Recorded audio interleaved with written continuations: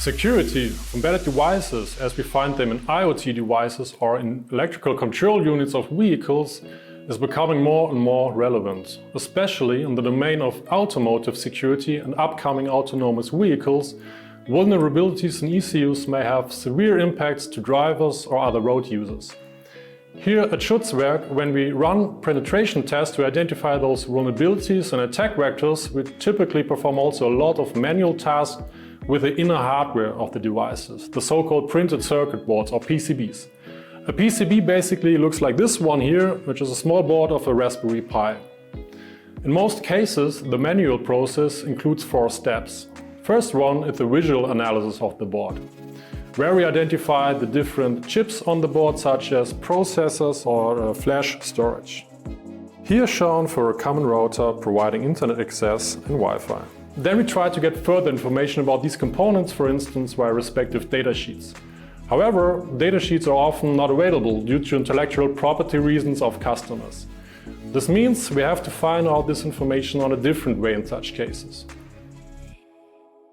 So what we do after the initial visual analysis is a manual probing of contact points in offline mode to reverse the electric network of the board and to identify ground pins in the first step.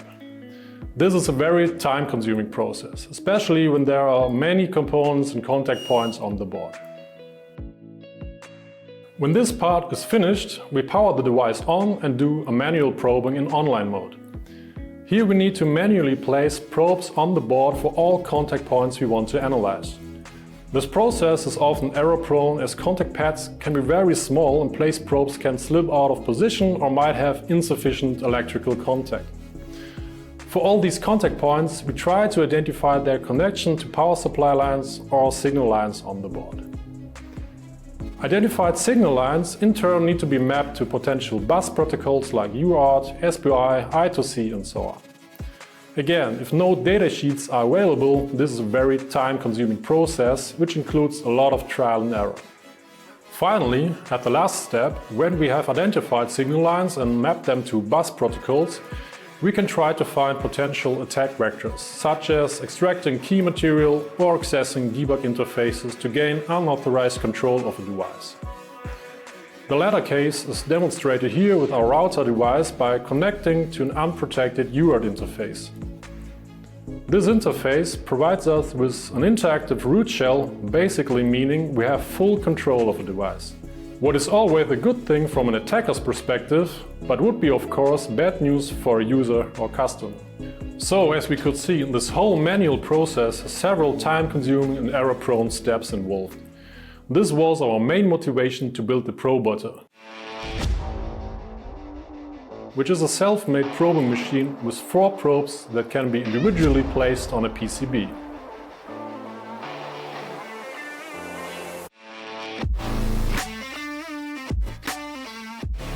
Our contributions with the PROBoter are basically implemented as 4 components. The first one is the mechanical construction, with the 4 moving probes and an integrated camera system. Where possible, we use 3D printed components in order to support the replacement and reproduction, as we are also planning to share our construction plans with the community. The complete construction is assembled by hand, which typically comes with decrease of probing accuracy. To solve this issue, we created a self-calibrating mechanism which measures individual correctness values of the PROBoter and increases probing accuracy again. With our self-calibrating approach, we achieve probing accuracy of 0.1 mm. The second contribution is a computer vision component that automatically detects and identifies modules and contact points on the PCB. We evaluated our algorithm with 3 new image datasets, including PCBs and ICs. The mean average precision of our detection approach from components and contact points on the PCB ranges between 80% and 90%, which is quite good for our use cases. Based on the images with the detected contact points, the third contribution of the PROBoter is a software component that automatically probes a selection or even all contact points and records the current voltage values at these points. Thus, in contrast to manually placing probes on the board, we can scan the entire board in one run. When this step is completed, As the final contribution of the PROBoter, a further software component automatically identifies signal lines and maps them to the given bus protocols. So after this final step, we are able to use the results to identify potential attack vectors, such as extraction of key material or gaining access via debugging interfaces. With our PROBoter, we can now automate most of these tasks that we have demonstrated before with our router board. We just have to place the board of the router into the fixation drawer of the PROBoter, create a new project and start the scanning process. This will first create an image of the board and detect existing components and contact points. After that, in offline mode, we can start the probing process for selected contact points in order to reverse the electric network of the board and identify ground connections. We can then further annotate detected components and select contact points which should be scheduled for signal line scanning.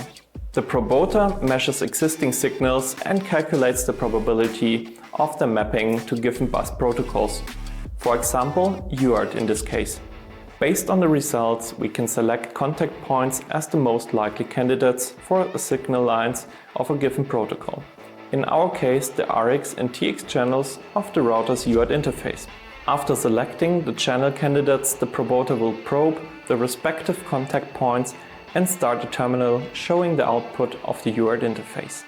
In case of the router's UART interface, we can get an interactive shell where we can access the underlying operating system with high privileges, meaning we have full control of the router.